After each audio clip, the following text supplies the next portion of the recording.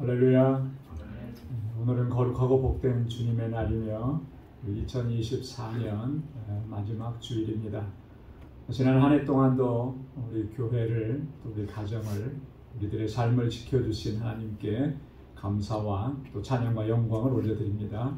우리 다 함께 자리에서 일어나셔서 우리 마음과 뜻과 정성을 다해서 영과 진리로 거룩하신 하나님께 예배드리겠습니다.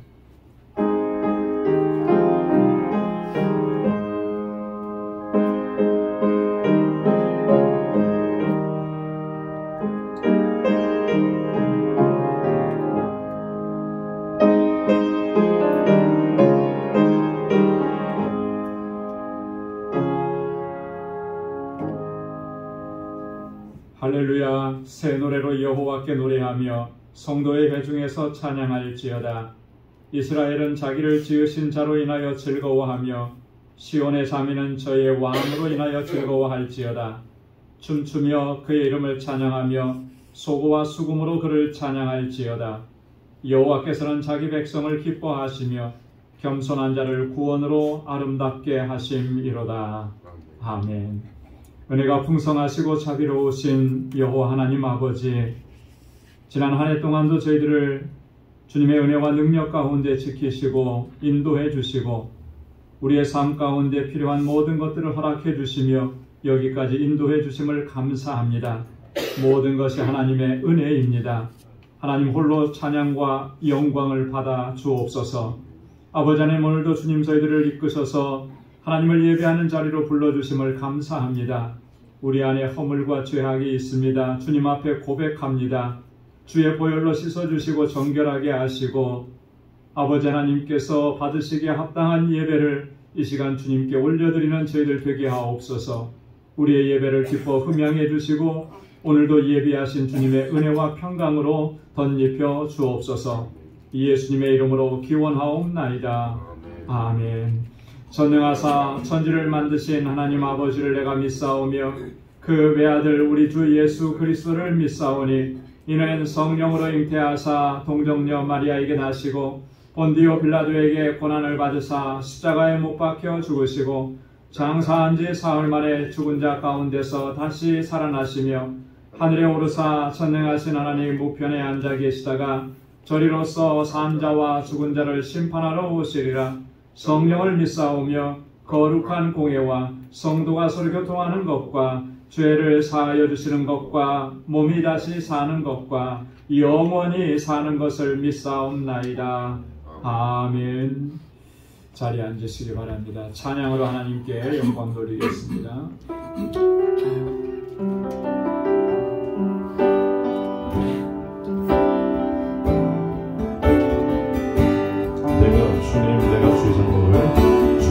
내가 주의 장막을 사모합니다.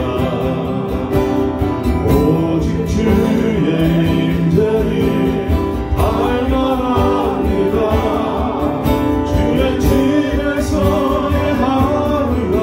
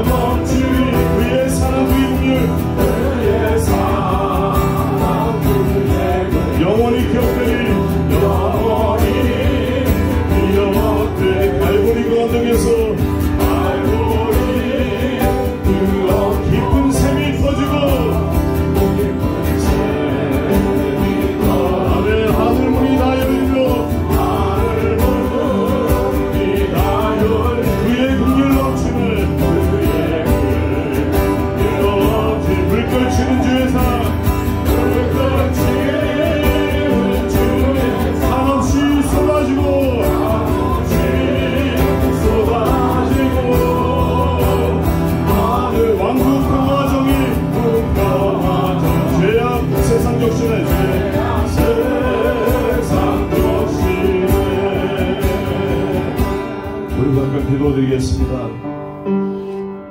한없는 하나님의 사랑 내 마음속에 넘치고 넘칩니다.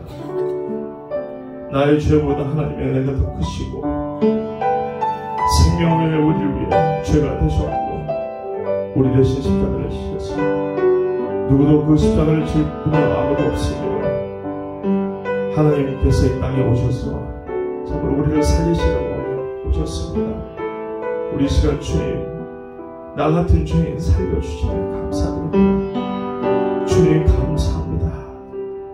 우리 같이 한번 감사 기도 드리겠습니다. 주님 감사합니다. 다가라 드려 주의 사랑 내 맘속에 넘치네. 생명의 주 나를 위해 모여들어 주시네.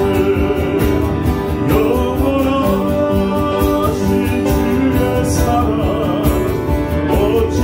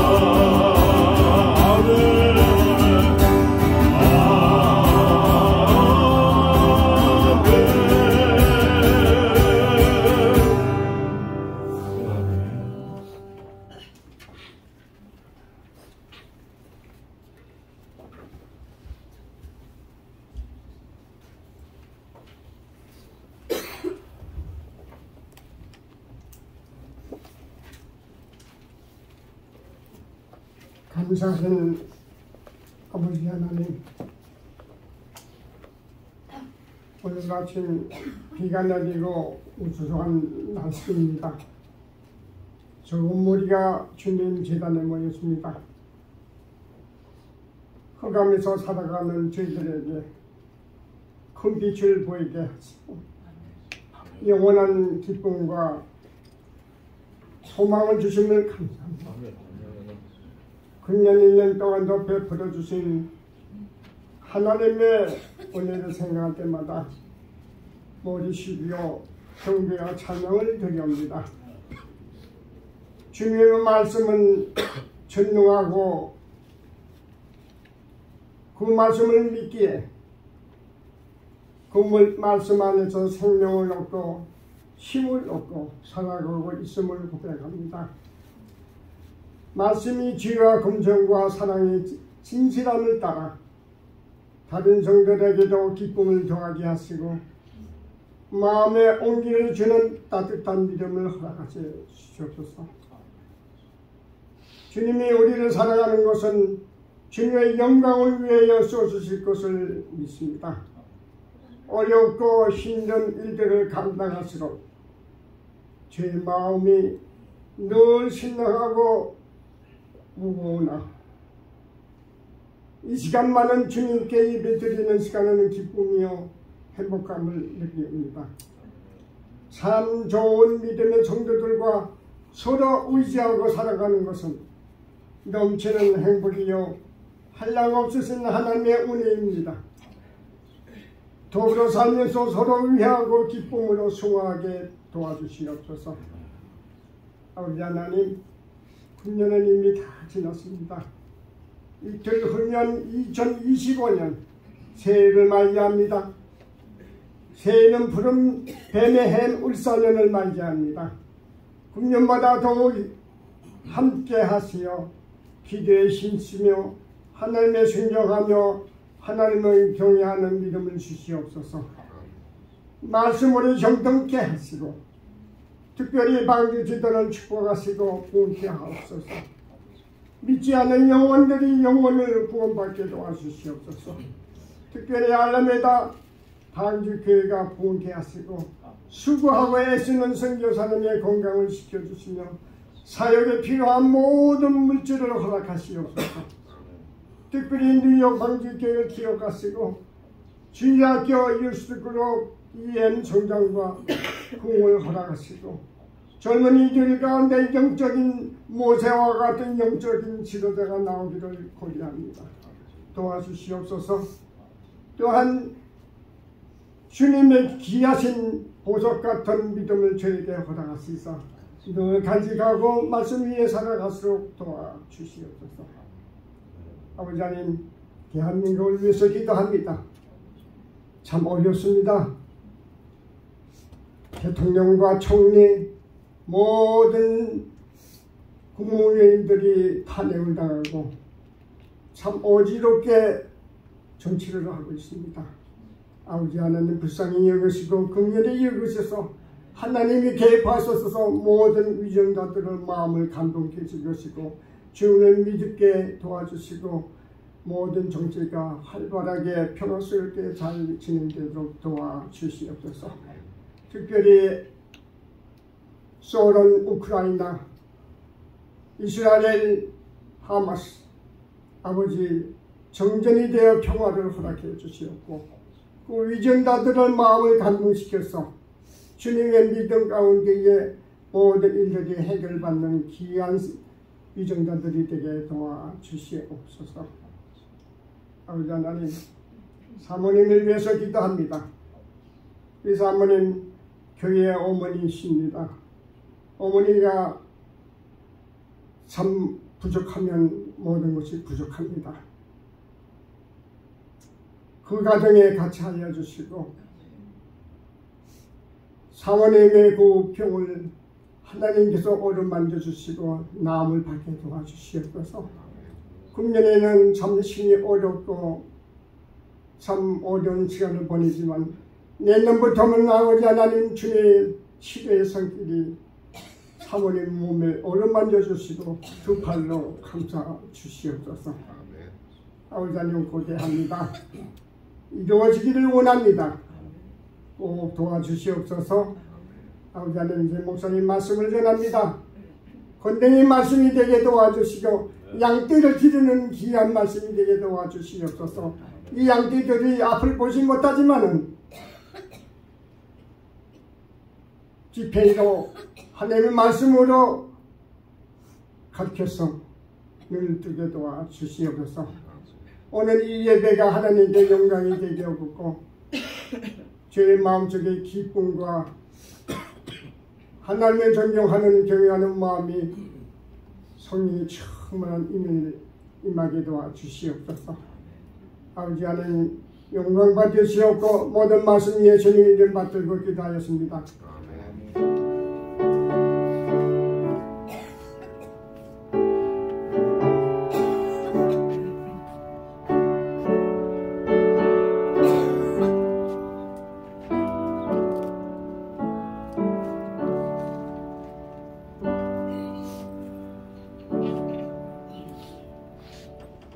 오늘 이 시간 우리에게 주시는 하나님의 말씀입니다. 신약성경 에베소서 제2장 19절에서 22절까지 말씀입니다. 에베소서 제2장 19절에서 22절 하나님의 말씀 봉독합니다. 그러므로 이제부터 너희가 외인도 아니요 손도 아니요 오직 성도들과 동일한 시민이요 하나님의 권속이라. 너희는 사도들과 선지자들의 터 위에 세우심을 입은 자라. 그리스도 예수께서 친히 모퉁이 돌이 되셨느니라. 그의 안에서 건물마다 서로 연결하여 주 안에서 성전이 되어가고 너희도 성령 안에서 하나님의 거하실 초소가 되기 위하여 예수 안에서 함께 지어져 가느니라. 아멘. 이 시간 여성 중창단에서 찬양으로 하나님께 영광 돌리겠습니다.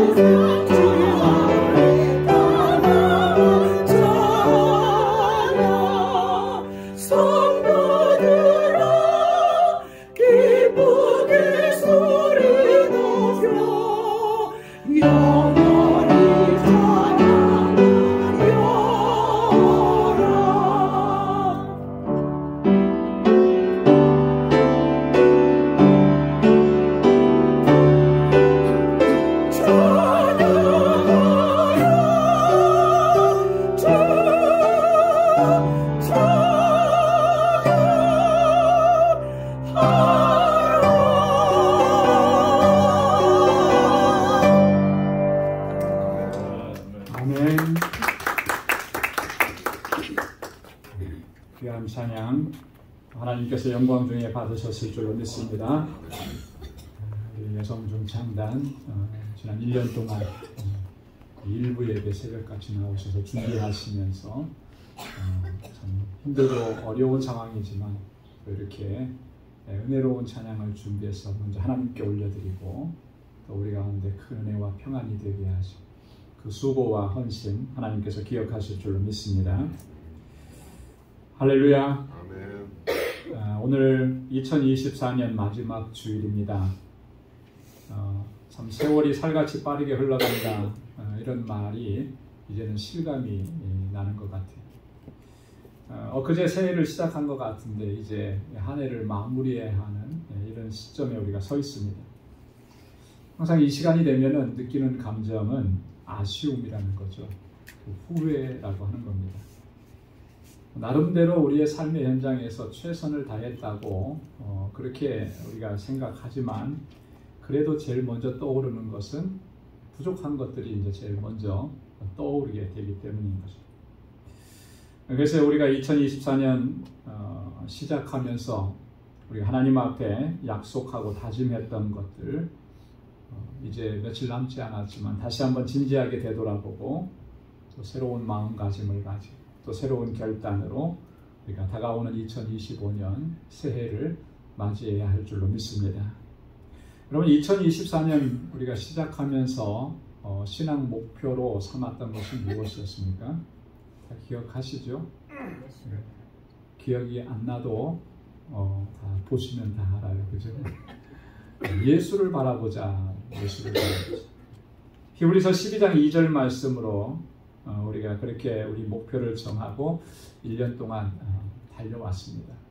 우리가 매년 이렇게 신앙 목표를 정합니다.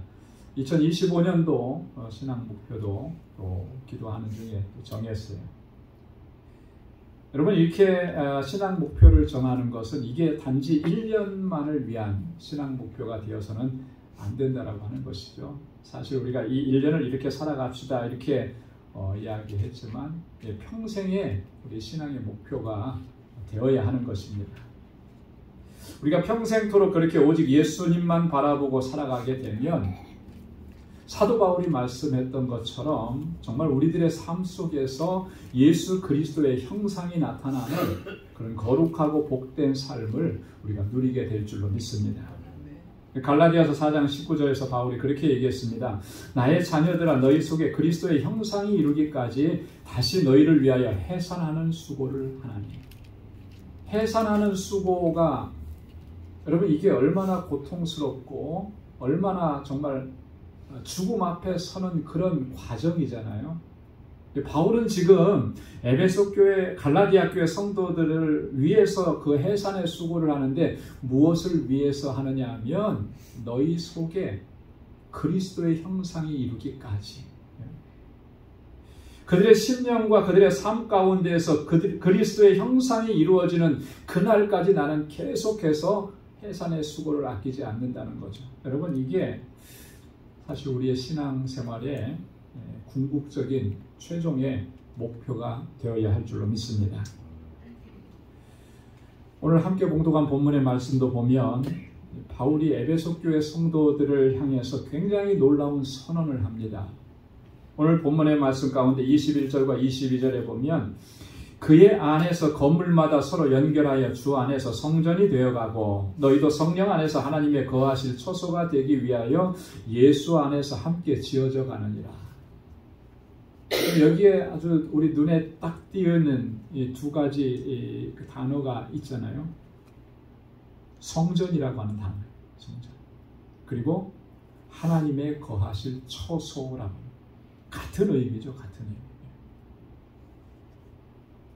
바울이 지금 에베소 교회 성도들을 향해서 너희는 주 안에서 성전이 되어져 가고 하나님의 거하실 처소가 되어져 간다. 이렇게 선언하는데요. 이게 굉장히 놀라운 선언인 것입니다.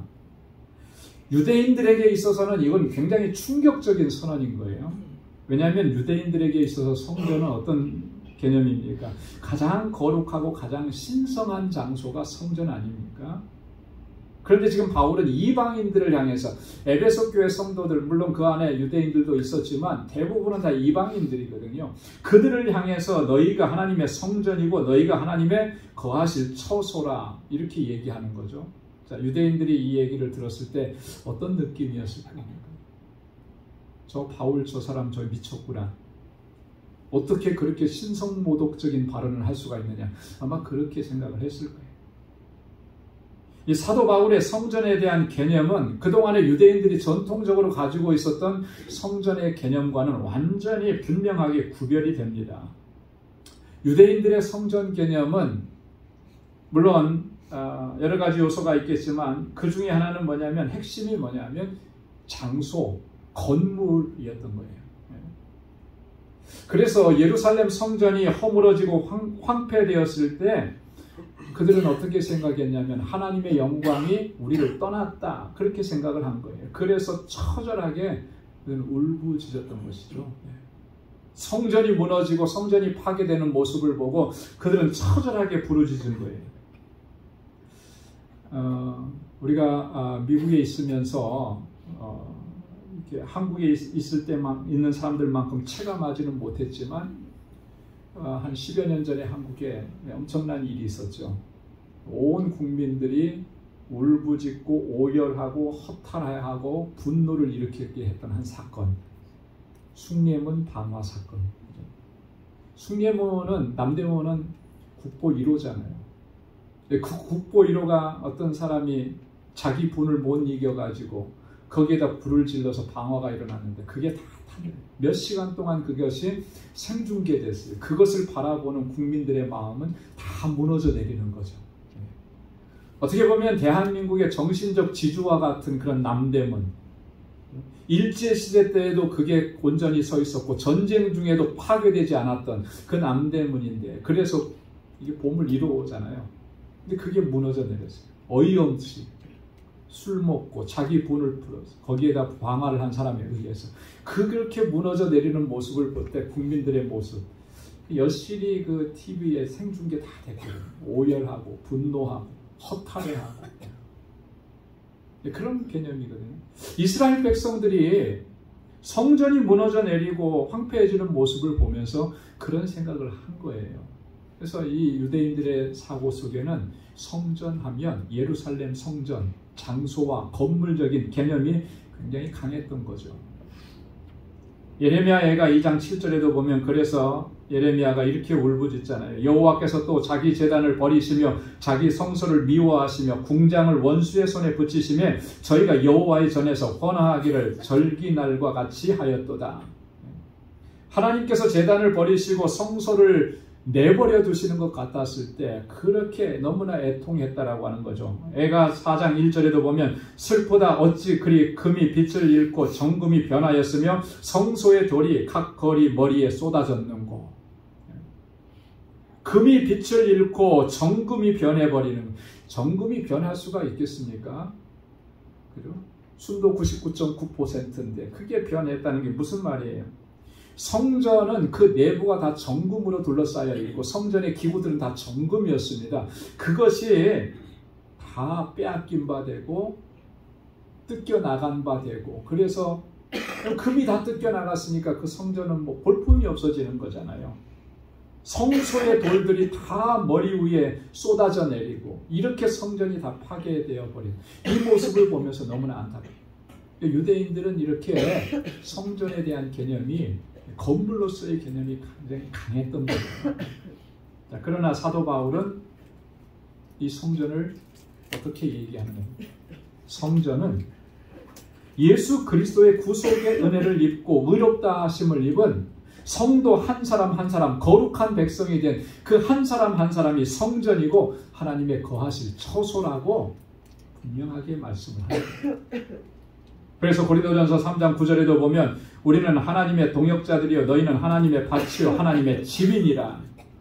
너희가 하나님의 집이라는 거예요. 성도 한 사람 한 사람이 우리가 하나님의 집이라는 거죠. 고린도전서 3장 16절에도 보면 너희가 하나님의 성전인 것과 하나님의 성령이 너희 안에 거하시는 것을 알지 못하느냐. 너희가 하나님의 성전인 것을 너희가 알지 못하느냐. 여러분, 유대인들의 개념과는 완전히 다른 거잖아요. 오늘 함께 봉독한 본문의 말씀에서도 에베소 교회 성도들을 향해서 바울은 분명하게 다시 한번 반복합니다. 오늘 21절과 22절 말씀 다시 한번 우리 한 목소리로 같이 읽어보도록 하겠습니다. 그의 안에서 건물마다 서로 연결하여 주 안에서 성전이 되어가고 너희도 성령 안에서 하나님의 거하실 처소가 되기 위하여 예수 안에서 함께 지어져 가느니라. 아멘. 여러분, 하나님의 거하실 처소라고 하는 이 말은 우리 그리스도인의 정체성을 가장 잘 표현해주는 그런 말입니다. 하나님의 거하실 처소. 우리 그리스도인들은 어떤 존재냐? 성전이요, 하나님이 거하시는 처소랍니다. 뿐만 아니라 이 말은 우리가 이 세상을 살아가는 동안에 어떻게 살아가야 하는지도 가장 잘 보여주는 거예요. 하나님의 거하실 처소로, 성전으로서 우리는 세상 가운데서 어떻게 살아가야 되느냐. 여러분, 우리 마음속에 과연 우리 마음속에 무엇으로 우리를 채우고 있는지 진지하게 우리를 돌아봐야 합니다. 성전이라 그러면 하나님이 거하실 처소라 그랬는데 그 안에 하나님이 계시는 거죠. 우리 안에 과연 하나님이 거하시고 우리 안에 하나님이 계시는가? 사람은 그 마음에 무엇으로 채워졌느냐에 따라서 그 사람의 정체성, 그 사람의 인격이 겉으로 드러나게 되어 있잖아요. 마음속에 사랑과 긍휼과 자비로 채워져 있으면 겉으로 드러나는 것은 다른 사람들에게 사랑과 자비를 베풉니다. 하지만 그 마음에 이런 것이 없으면 우리 주변에서 삶의 질고 고통 중에서 신음하는 이들이 눈에 보이지 않는 거죠. 얼마 전에 한국의 그 유명한 배우, 지금은 이제 소설가로 이름이 더 잘 알려져 있는 차인표 씨가 강연하는 내용을 잠깐 봤습니다. 그 강연 안에서 고백을, 자기 인생의 고백을, 배우인데 잘생긴 배우잖아요, 그죠? 처음에 차인표가 한국의 드라마나 이런 데 등장했을 때 사람들이 얼마나 인기가 좋았는지 모릅니다. 너무너무 잘생겨, 조각같이 생겨가지고 사람들이 그렇게 따라. 근데 지금은 그런 연기하는 것보다는 글을 쓰는 소설가로 데뷔를 했대요. 이 차인표 씨가 거기 강연에 나와서 얘기를 하는데 그런 얘기를 해요. 자기는 14살 때 부모님이 이혼을 하셨고, 그리고 21살 때 여기 가까운 뉴저지로 이민을 왔답니다. 어머니께서 3남매, 자기를 포함해서 3남매 데리고 홀로 이제 오신 거예요. 21살에 와서 커뮤니티 칼리지에 다니면서 공부하고 일하고, 그래서 또 주립대학으로 전학을 해서 학업을 이어가는데 너무너무 힘들어서 안 해본 일이 없대요. 그 사람의 그 이미지만 보면 참 그 요즘 말로 표현하면 뭐예요? 금수저로 태어나서 이렇게 잘 성장했을 것 같은데 아니더라고요. 그의 삶에 보면. 아르바이트 뭐 노동하는 일, 뭐 어디 가서 뭐 이렇게 점원하는 거, 식당 일 하는 거, 뭐 노동 뭐 일당 받고 뭐 하는 거, 뭐 이렇게 하는 거예요. 다 그냥 막노동, 안 해본 게 없대요. 그렇게 대학을 공부했대요. 자, 그런데 그렇게 힘들게 일하는 그런 속에서 자신이 만났던 사람들, 자기는 자기 혼자만 그렇게 어렵고 힘든 상황인 줄 알았는데 그 자리에는 자기하고 처지가 비슷한 사람들이 너무나 많더라는 거죠. 그 사람들과 함께 일하면서 그 사람들과 함께 울고 웃으면서 그러면서 그때부터 자기의 눈이 사람을 보는, 특별히 어려운 사람들을 보는 눈이 떠진 것 같다. 우리가 잘 아는 대로 차인표, 신혜라 씨는 참 신실한 그리스도인들입니다. 그리고 정말 남들이 하지 못하는 그런 일들을 참 많이 했어요. 입양도 해서 잘 키워서 그 아이들이 지금 대학에, 미국에 있는 유명한 대학에 들어가고 정말 사랑으로 양육하고, 또 구제하는 그런 단체에 가서 정말 몇 년 동안을 그렇게 봉사하고, 근데 그런 게 다 거저 그냥 생겨난 게 아니고 차인표 씨의 그 말에 의하면 자기가 그렇게 힘들고 어렵게 일할 때 그때 만났던 사람들, 그들과 함께 부딪히면서 땀을 흘리면서 그러면서 그의 마음속에 그런 마음들이 생겨났다라고 하는 것을 고백하더라. 여러분, 이 마음속에 사랑과 긍휼과 자비의 마음이 채워졌기 때문에 다른 사람들이, 그런 사람들이 보이는 거예요. 그래서 긍휼을 베풀고 자비를 베풀 수가 있는 거예요. 우리 마음이 뭐로 채워졌느냐가 정말 중요한 거죠. 예수님께서도 그렇게 말씀을 하셨잖아요. 누가복음 6장 45절에 선한 사람은 마음에 쌓은 선에서 선을 내고 악한 자는 그 쌓은 악에서 악을 내나니 이는 마음에 가득한 것을 입으로 말함이니라. 이 마음 속에 뭘 채웠느냐에 따라서 선이 나오는 것이고 악이 나올 수도 있다라고 하는 거예요. 마가복음 7장 21절 이하에서는 예수님께서 경고하시지 않았습니까? 속에서 그 사람의 마음에서 나오는 것은 악한 생각 곧 음란과 도적질과 살인과 간음과 탐욕과 악독과 속임과 음탕과 흘기는 눈과 회방과 교만과 광패니 이 모든 악한 것이 다 속에서 나와서 사람을 더럽게 하느니라. 이런 것들도 속에서 나오는 거예요. 이것들로 채워졌기 때문에 사람이 왜 더러워지고 사람이 왜 악해지느냐, 그 마음에 이런 것들을 품었기 때문에 그렇다라고 하는 거죠. 자, 그렇다면 우리가 하나님의 거하실 처소가 되기 위해서 우리 안에 어떤 마음을 품어야 하느냐, 우리 안에 누가 계셔야 하느냐라고 하는 거예요. 우리 안에 하나님께서 거하시려고 하면 우리가 어떻게 해야 하느냐라고 하는 것이죠. 오늘 22절 말씀에 보면 하나님의 거하실 처소가 되기 위하여 예수 안에서 함께 지어져 가느니라 그랬어요. 하나님의 거하실 처소가 될 수 있기 위하여서 하나님께서 우리 안에 머무시기 위해서는 우리가 어떻게 해야 하느냐, 이 핵심적인 단어가 예수 안에서라고 하는 거예요. 예수 안에서. 우리가 예수 안에 거해야 하고 예수 안에서 행해야만 하나님께서 우리 안에 거하신다라고 하는 거죠. 그러면 여러분, 예수 안에 거한다라고 하는 말은 어떤 의미겠습니까? 어떻게 하는 것이 예수 안에 거하는 것이겠습니까? 이 말씀을 우리가 이해하려면 요한복음 15장에 있는 예수님의 비유의 말씀을 우리가 좀 깊게 묵상을 해야 합니다. 요한복음 15장은 예수님께서 포도나무의 비유를 말씀해 주신 거예요. 이 포도나무 비유를 말씀해 주시면서 예수님과 제자들, 예수님과 우리들 간의 관계를 자세하게 설명을 해 주셨어요. 요한복음 15장 5절에 보면 나는 포도나무에 너희는 가지니 저가 내 안에 내가 저 안에 있으면 이 사람은 과실을 많이 맺나니 나를 떠나서는 너희가 아무것도 할 수 없습니다. 어떻게 해야 된다는 겁니까? 우리가 주님 안에, 주님이 우리 안에 거하셔야 우리가 열매를 맺을 수 있습니다. 주님을 떠나서는 아무것도 할 수 없다. 또 6절 말씀에도 보면 사람이 내 안에 거하지 아니하면 가지처럼 밖에 버리고 말라지나니 사람들이 이것을 모아다가 불에 던져 삭느니라. 우리가 주님 안에 거하지 않으면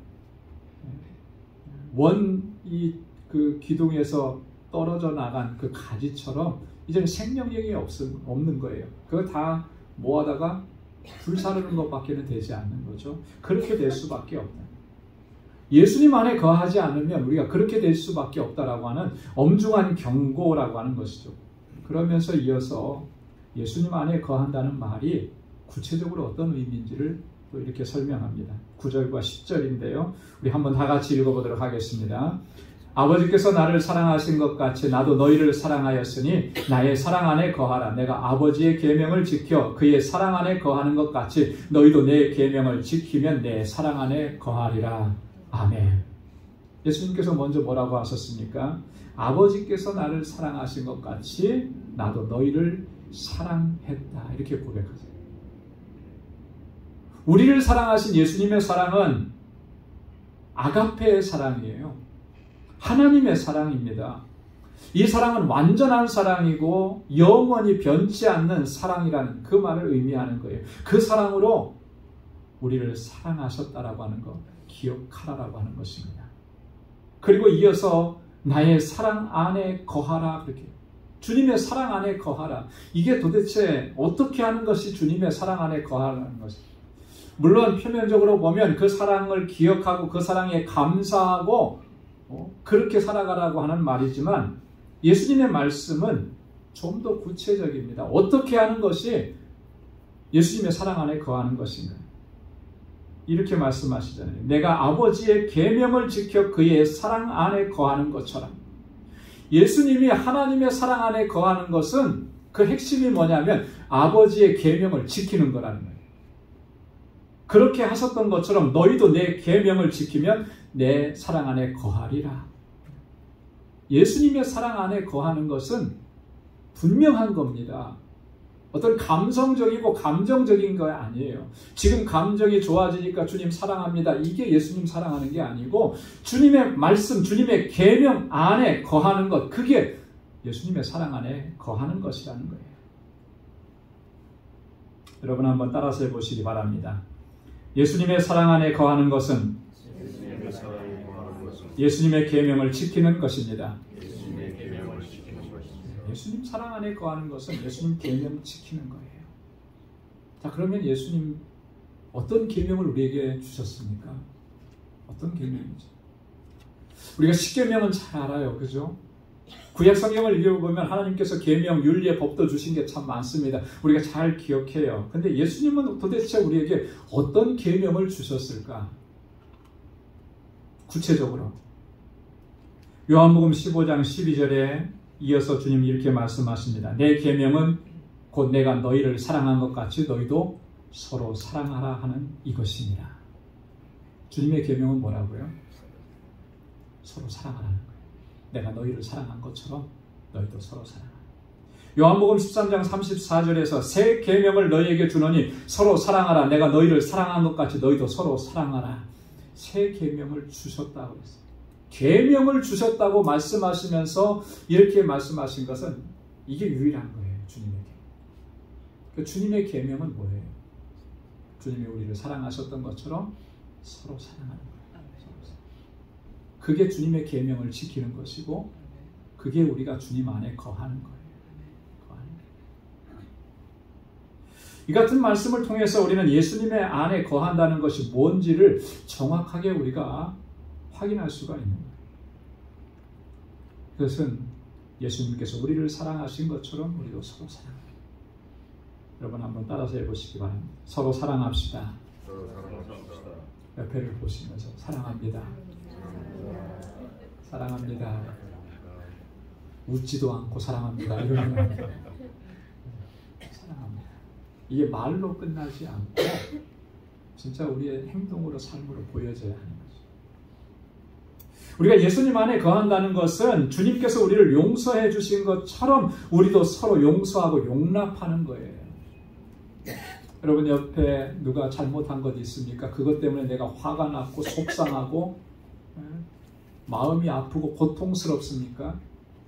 저 사람이 나에게 내가 잘못했으니까 나 용서해 주십시오. 이렇게 할 때까지 우리가 기다려야 하는 것이겠습니까?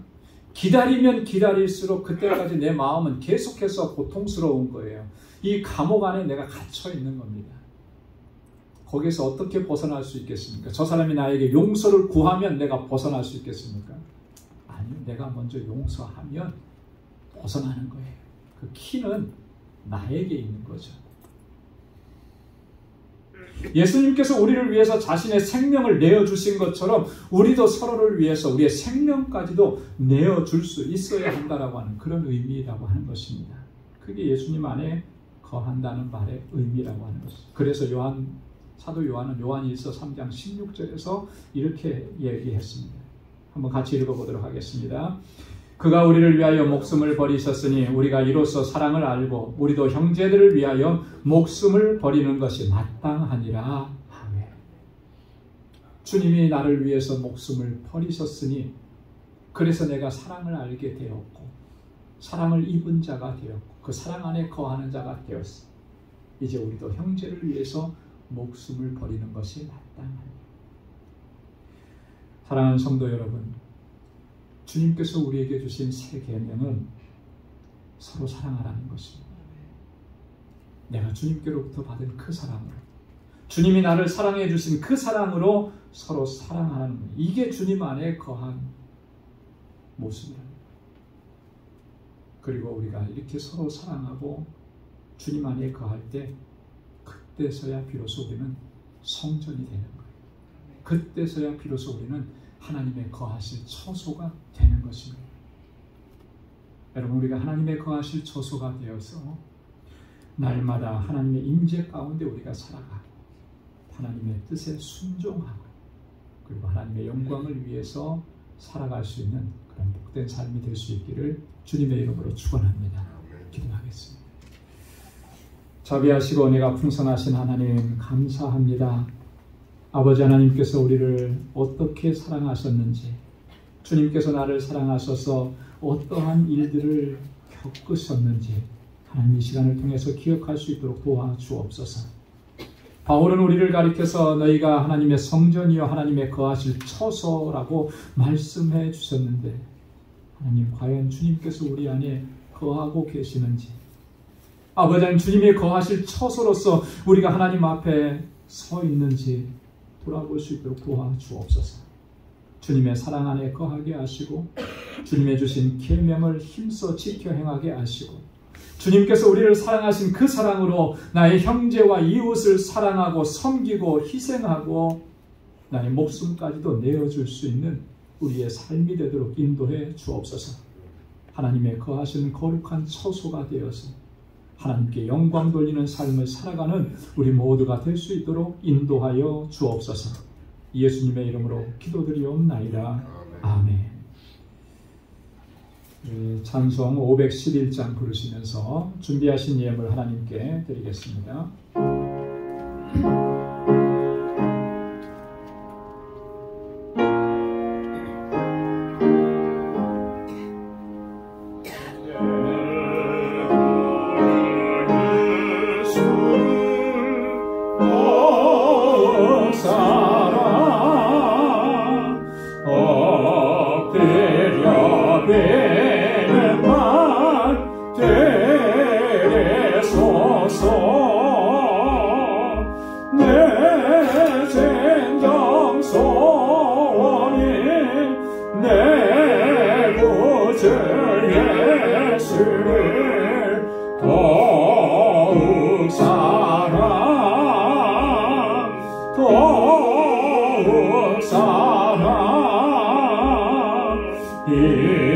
이전의 세상만 기뻤어도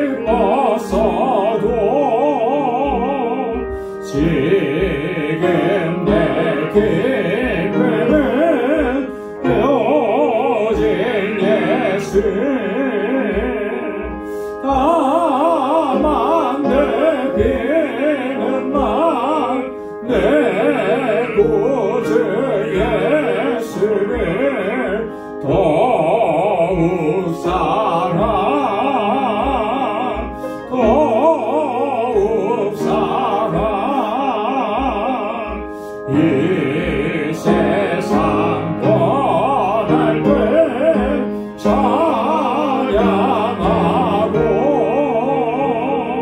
숨길 때 하는 말 이것일세.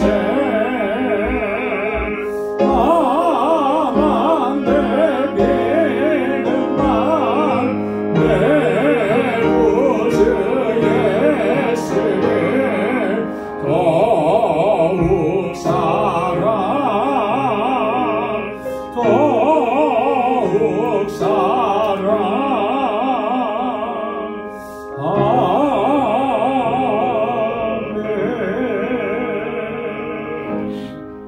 나가신 모든 것 다 주의 것이니 그 많은 귀한 선물을 다 주께 바치네. 아멘. 자비하시고 은혜가 풍성하신 하나님, 참으로 고맙고 감사합니다. 오늘도 귀하고 복되고 거룩한 날, 저희들을 주의 보좌 앞으로 불러주셔서 이렇게 하나님을 경배하고 찬양하게 하심 감사합니다. 우리의 모든 지나온 삶이 하나님의 은혜였음을 이 시간 다시 한번 깨닫게 하시고 모든 감사와 찬양과 영광을 아버지 앞에 올려드릴 수 있도록 우리를 인도해 주심을 감사합니다. 주님 우리를 부르시는 그날까지 그 은혜의 감격 속에서 주님을 찬양하고 주의 이름을 높이며 그렇게 살아갈 수 있는 저희들 되게 하여 주옵소서. 우리를 하나님의 거룩한 백성 삼아주셔서 하나님의 처소가 되게 하심을 감사합니다. 그 거룩하게 하심을 힘써 지켜나가는 저희들이 되게 하여 주옵시고 주님의 사랑 안에 거할 수 있도록 은혜 베풀어 주옵소서. 아버지 하나님, 주님의 은혜가 감사해서 이 시간 하나님 우리에게 허락해 주신 물질을 구별하여서 아버지 앞에 감사의 예물로 올려드립니다. 늘 감사하며 살게 하시고 주님의 주시는 기쁨과 평안 안에 거하도록 인도하여 주옵소서. 11조의 예물을 구별하여 드리며 주님 앞에 다시 한번 결단합니다. 나의 주권자, 나의 왕 되신 하나님의 뜻대로 살아가기로 결단하오니 우리를 붙잡아 주옵소서. 선교의 예물을 구별하여 주님께 올려드립니다. 땅끝까지 이르러 내 증인되라고 하신 주님의 말씀대로 아버지 하나님 우리의 삶의 현장에서 예수 그리스도의 증인으로 살아가게 하시고 복음을 증거하게 하시고 하나님 드려진 이 예물이 선교지에서 하나님의 귀한 은혜의 역사를 이루시는 것을 목도할 수 있는 그 은혜도 허락하여 주옵소서. 우리 알라메다 방주교회를 든든하게 지켜주시고 모든 사역자들에게 능력으로 덧입혀 주시고 세계 곳곳에서 복음을 증거하는 우리 선교사님들 하나님 그 사역지마다 하나님의 은총을 더하여 주옵소서. 건축 예물을 주께 드리며 하나님 주님의 몸된 교회를 위해서 헌신하고 수고합니다. 사랑하는 주의 종들의 그 헌신과 수고가 아버지 앞에 상달되게 하시고 이 공동체를 아름답게 세워갈 수 있도록 인도해 주옵소서. 하나님 구제의 예물을 주님께 올려드립니다. 이 예물이 아버지 하나님 눈길이 머무는 곳에 주님의 사랑이 머무는 곳에서 아름답게 쓰여질 수 있도록 도와주시고 하나님께서 우리에게 허락해 주신 그 은혜와 복을 이제 나누며 베풀며 살아가는 복의 근원된 삶이 되도록 인도하여 주옵소서. 오늘도 주님 앞에 나와 찬양으로 영광을 돌리고 아버지 하나님 구석구석에서 수고하고 헌신한 그 모든 주의 종들의 헌신과 수고와 땀을 기억해 주시고 주의 은혜로 충만하게 채워 주옵소서. 또 한 주간의 삶을 향하여 나아갑니다. 우리 발걸음을 지켜주시고 우리가 어디에 있든지 누구를 만나든지 그 있는 자리에서 예수 그리스도의 향기를 바라는 복된 삶이 되도록 주님의 은혜와 평강으로 지켜 주옵소서. 감사하옵고 예수님의 이름으로 봉헌 기도드리옵나이다. 아멘. 전후좌우에 계신 분들과 함께 인사 나누시기 바랍니다. 샬롬, 주님의 평강이 함께하길 바랍니다. 사랑합니다. 축복합니다. 우리 가까이 찾아가셔서 악수도 해주시고 인사 나눠주시면 고맙겠습니다. 오늘 부득이하게 영상으로 예배를 드리시는 우리 방주 권속 여러분들의 삶 속에도 하나님의 은혜와 주님의 평강이 가득히 넘쳐나기를 바랍니다.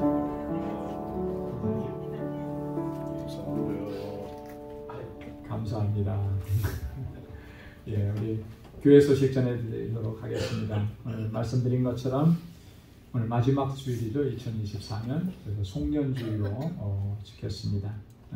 우리 지나온 1년 동안 우리 가정, 내 개인의 삶, 또 우리 교회에 베풀어 주신 그 하나님의 은혜 다시 한번 되새겨보고 또 하나님 앞에 감사하는 그런 시간들을 가지시기 바랍니다.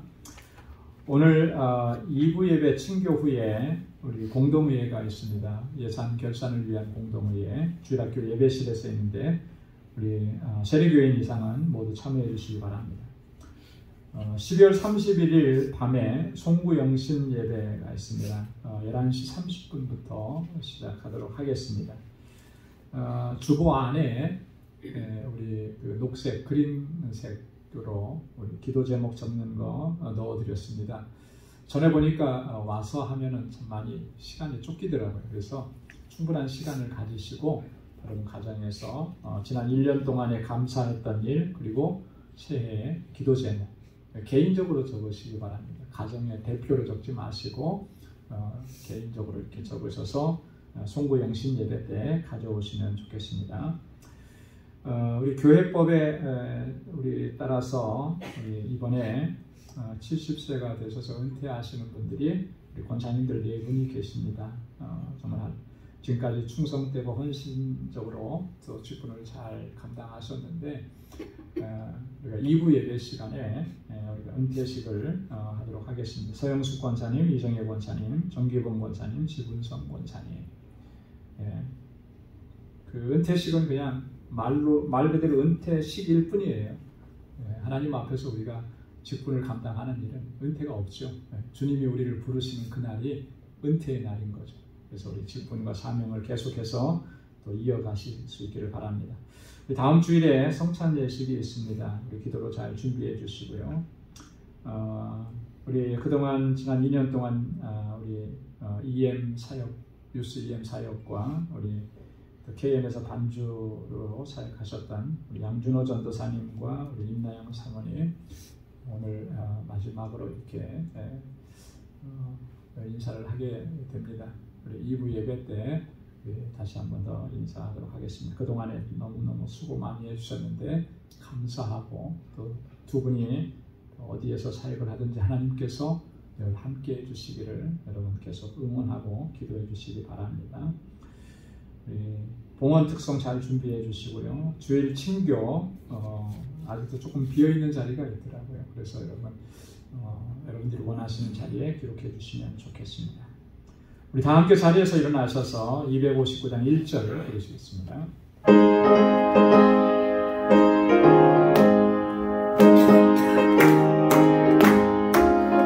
이제 사자들이여 어서 가서 어둠을 물리치고 주의 진리 모르는 백성에게 복음의 빛 비춰라. 이제 사자들이여 복음의 빛 비춰라. 새로운 밤 밝게 비춰라. 이제 사자들이여. 이제는 우리 주 예수 그리스도의 무한하신 은혜와 하나님 아버지의 크고 놀라우신 사랑과 성령의 위로 교통 충만하심의 역사가 하나님의 거하실 처소로 지어져 가기로 결단하고 다짐하는 우리 방주의 모든 믿음의 권속들과 또 저들의 가정과 직장, 생업의 터전 위에 이제로부터 영원까지 함께 하시기를 간절히 축원하옵나이다. 아멘.